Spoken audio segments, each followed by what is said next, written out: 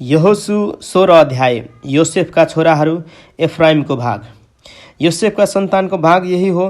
त्यसको सिमाना यरिहोको पूर्वतिरका पानी अर्थात् यरिहोको नजिकको यर्दनदेखि लिएर उकालो बाटो जाने उजाडे स्थान भएर बेथेलको पहाडी देशसम्म पुगेको थियो। फेरि बेथेलदेखि लुजमा छिचलेर अर्कीका सिमानाको अतारोतसम्म पुगेको थियो। तब त्यो पश्चिमतिर ओर्लेर यल्पेतीको सिमाना भई तल्लो बेत होरोनको किनार भएर गेजेरसम्म पुगेर समुद्रमा गएर टुङ्गिएको छ।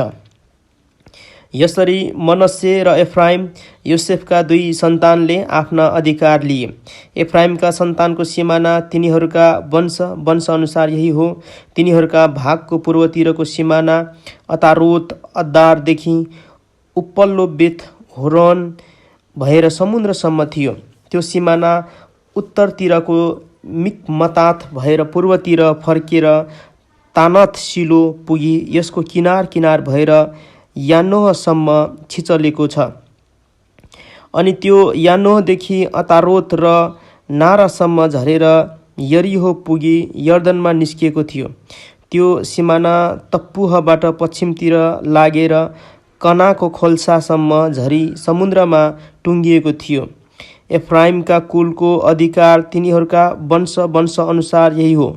यसदेखि बाहेक मनस्सेका सन्तानको अधिकार मध्येबाट एफ्राइमका सन्तानका निम्ति छुट्याएर राखेका सबै सहरहरू र तिनका बस्तीहरू समेत थिए। तर तिनीहरूले गेजेरमा रहेका कनानीहरूलाई धपाएनन्। आजको दिनसम्म कनानीहरू एफ्राइमीहरूका बीचमा रहेका छन्, तर उनीहरू बेगारीमा काम गर्ने दासहरू भएका छन्।